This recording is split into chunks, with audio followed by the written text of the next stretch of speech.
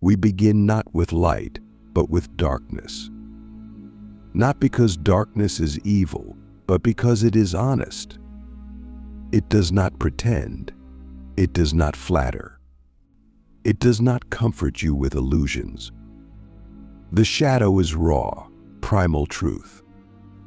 And for the chosen ones, those souls born with a strange fire in their chest, a feeling that they don't quite belong here, the shadow becomes not an enemy, but a guide. Not a demon, but a teacher. Not a prison, but a portal. You felt it too, haven't you?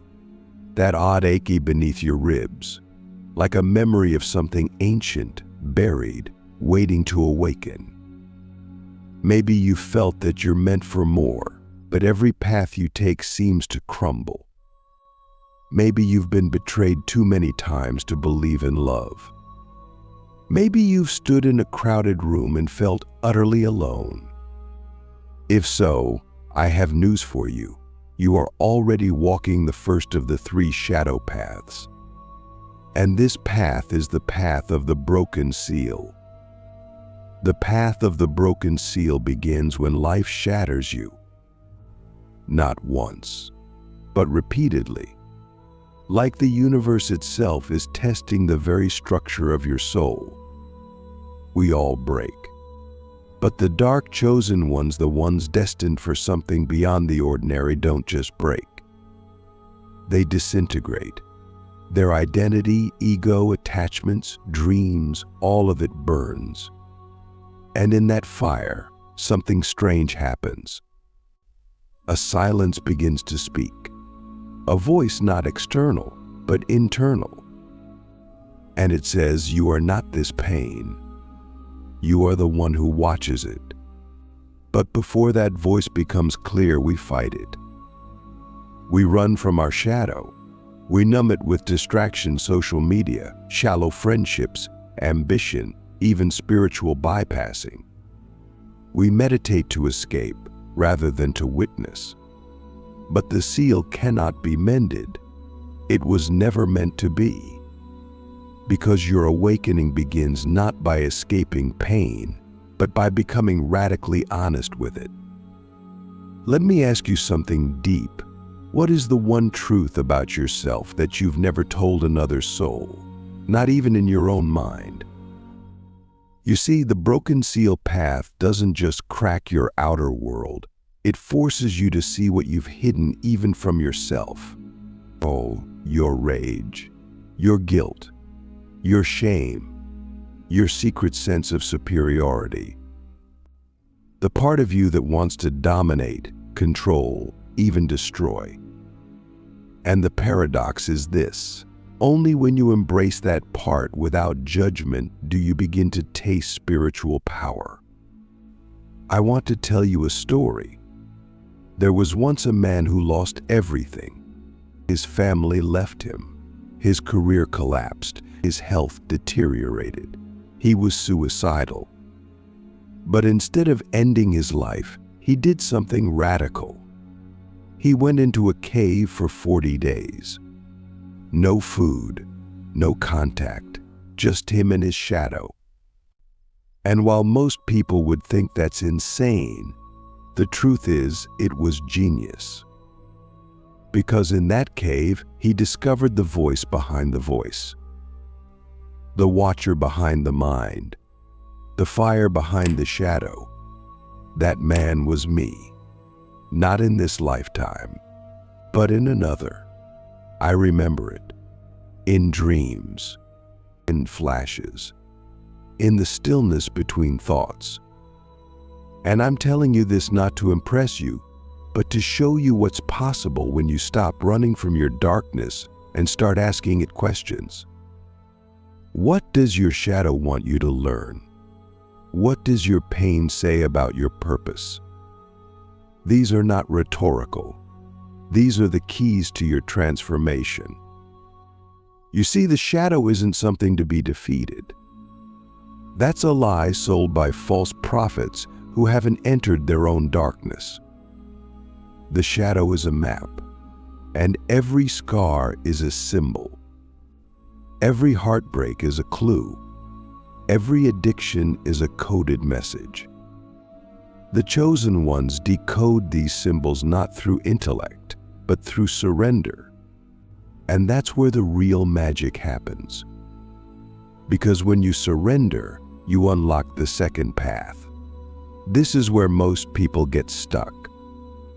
They think once they've cried, screamed, journaled, and healed, the journey is complete.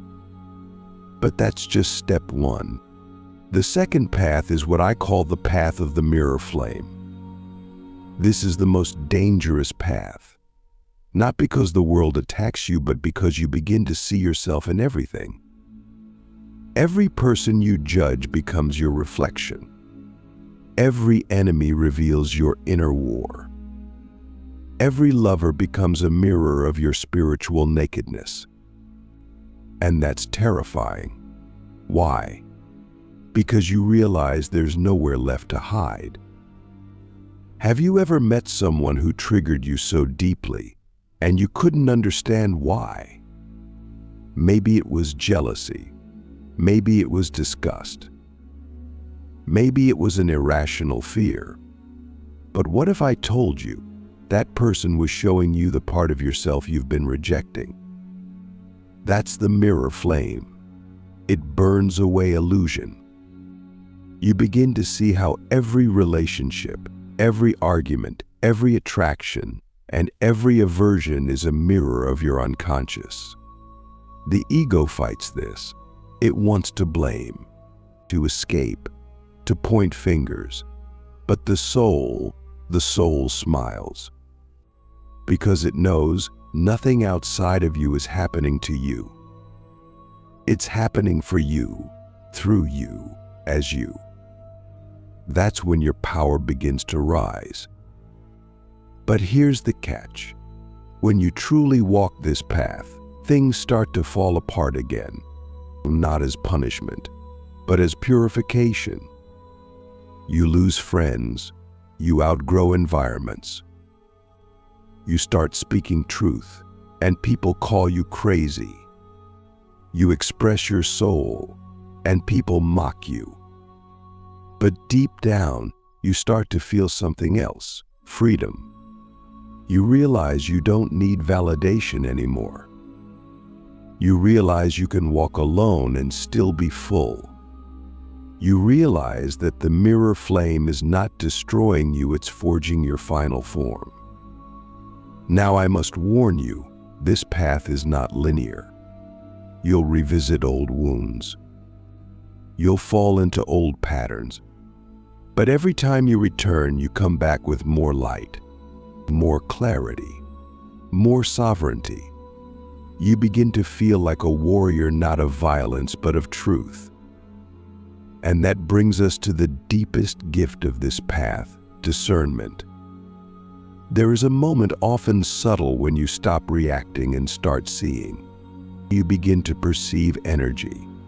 You feel when someone is lying, even if their words are sweet. You sense when a place is toxic, even if it looks beautiful. Your third eye begins to awaken, not as a fantasy, but as a faculty of survival. You start to understand spiritual warfare is not metaphorical. It's real. But it's not fought with swords or spells. It's fought through alignment, through presence, through choosing your vibration over your comfort, your truth over your safety, your soul over your social standing. This is the price of the mirror flame. And only those who embrace it without flinching begin to see whispers of the third and final path. But before we go there, I want you to consider something. If the universe placed you into every pain you've endured to prepare you for something sacred, would you still see yourself as a victim? Or would you recognize that your suffering was never punishment, but initiation? We are not here to be popular. We are not here to be liked. We are here to remember. And remembering hurts. Because it means letting go of the lies we've called me. But once you let go, once you truly surrender to the fire of truth, you begin to shape-shift. You begin to embody. You begin to radiate. You start to feel your final form approaching. And that's exactly what we'll talk about next. Becoming the abyss, the final trial before you awaken the infinite within. And so the abyss didn't destroy you, it revealed you. It stripped away everything false, and for the first time you didn't rebuild. You didn't rush to fill the space. You simply existed. And in that existence, you began to taste the formless power that was hidden behind every identity you ever clung to. The final form cannot be described like a character class or a divine rank. It's not something you can wear like a badge. It's a state of being that emerges when you finally stopped trying to become anything at all. It is not a costume, it is your naked soul. You don't ascend, you descend deeper into reality, deeper into presence, deeper into the eternal now. You don't glow, you dissolve, until nothing is left but pure awareness moving through you like liquid fire. And when that happens, you begin to live not from your thoughts, not from your wounds, not even from your ideals, but from something ancient and eternal that has no name. This is the moment you become dangerous, not in a violent way, but in a sacred way. Because the world cannot control someone who is no longer seeking. You can't be manipulated by fear because you don't fear loss. You can't be seduced by praise because you no longer hunger for validation. You no longer play the game of appearances. You become ungovernable, not in rebellion, but in truth. When you walk into a room, the energy shifts, not because you demand it, but because your very presence reminds people of what they've forgotten. You don't speak to be heard, you speak because silence gave you something to say. You don't shine to be seen, you shine because you've made peace with your darkness. That is the paradox of the final form. You become more real by becoming less visible. You become more powerful by becoming more empty. And you become more divine by becoming more human. But do not mistake this for the end of the journey. The final form is not the finish line. It's the beginning of your true work. When you reach this state, life doesn't get easier, it gets deeper. The universe begins to trust you with more intense assignments. You become the one others are sent to when their own shadow consumes them. You become the quiet presence in the chaos, the steady hand in the storm. Not because you have all the answers, but because you've learned to hold space for the questions. And oh, the questions get deeper now. Not who am I, but what is the self without time? Not how do I heal, but what is the intelligence behind suffering? Not what's my purpose, but what does life want to become through me? These are not questions with answers. These are questions that transform you just by being asked. And here's the final secret. When you walk this third path to the end, you realize there was never a shadow. There was never a monster. There was never a curse. Every dark path, every trauma, every betrayal was part of the choreography. You were never lost, you were hidden. You were never broken, you were initiated. And you were never alone. The deeper you went into your own abyss, the more you realized that others had walked it too. That there is a silent brotherhood and sisterhood of souls who carry the same fire. Some are monks, some are warriors, some are artists, rebels, mothers, or mystics. But all of them, all of us, are here for the same reason, to transmute the shadow into gold, to awaken the light hidden in the darkest soil, to become lighthouses for a world drowning in distraction. So I ask you now, not as a guru, not as a creator, but as a soul who remembers, are you ready to stop searching and start becoming? Because your final form is not ahead of you, it is inside you, waiting for your surrender. Not your strength, not your strategy, but your surrender. The chosen ones are not chosen by destiny. They are chosen by choice, the choice to walk into the fire again and again until the fire becomes your home. And once you've made that choice, you don't need to find your power. You are the power. You don't need to attract abundance. You embody abundance. You don't need to manifest love. You radiate love. You don't live for the world's approval. You live as a bridge between the seen and unseen, the human and divine. And that, my friend, is the true final form. The ritual of return, how the dark chosen ones lead the world back to light. Once you've become the abyss, once you've surrendered everything, including the desire to awaken, you face the final, most sacred moment of the journey, the return. And this return is not a retreat. It's not a going back. It's a coming forth. You do not return as who you were. You return as who you've always been. Not as someone superior, not as someone enlightened, but as someone real. This is the moment the world begins to feel different, not because the world changed, but because you did. The veil has dropped. The illusion has collapsed.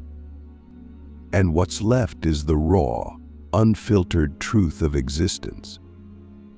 You see people not as roles, but as souls. You move through life not with plans, but with presence.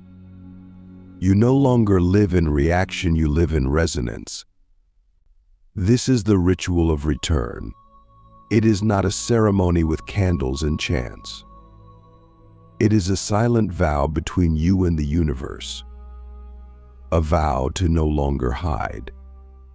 A vow to let your life be a living transmission of the path you walked. You don't need to preach. You don't need to convert. Your being is the sermon. Your presence is the message. But here's the paradox. The deeper you go, the less you feel the need to speak. You begin to understand the power of silence. You begin to feel the energy behind words. You can sit with someone in their pain and say nothing, and still heal them. You can walk through a room and leave it vibrating higher without saying a single word. Why? Because your field has changed. Your energy is no longer entangled in ego.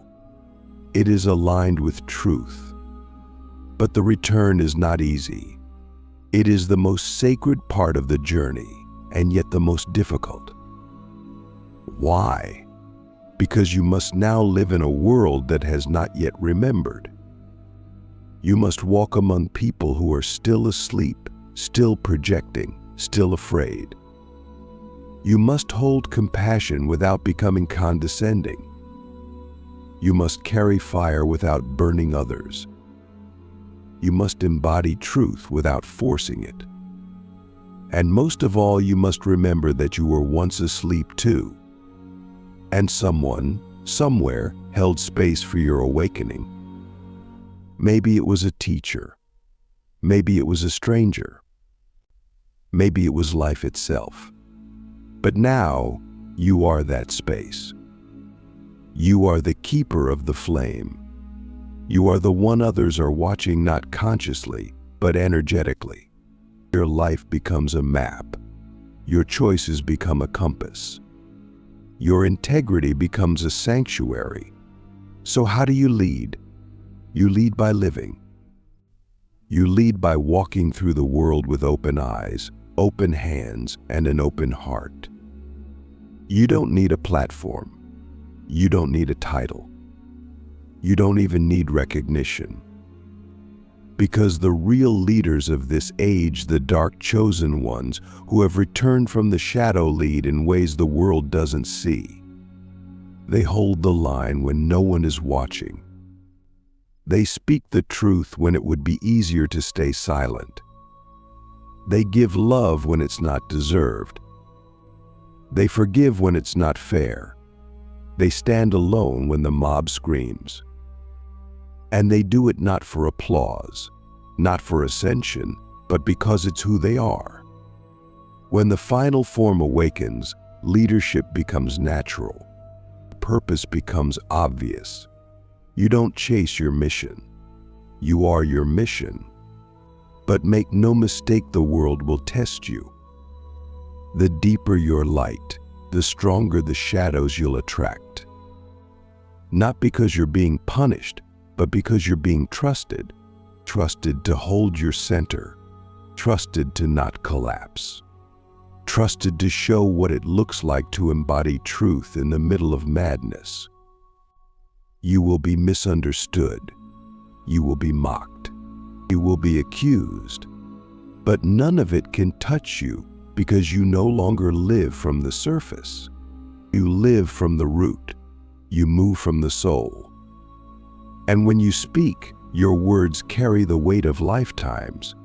You no longer debate. You no longer defend. You simply exist so fully, so authentically, that your reality becomes undeniable. And here's the final layer. You begin to remember that this was always the plan. That your wounds were not accidents. That your shadow was not a mistake. That every betrayal, every heartbreak, every fall into despair was part of a sacred preparation. You were not being broken, you were being forged. And now you carry codes. Codes of remembrance, codes of liberation, codes of truth. You don't need to explain them, you just need to live them. And those who are ready will feel it. They will be drawn to you not to worship you, but to remember themselves. That is the true power of the dark chosen ones who return. They don't create followers. They awaken leaders. They don't build empires. They build ripples. They don't chase legacy. They become legends in silence.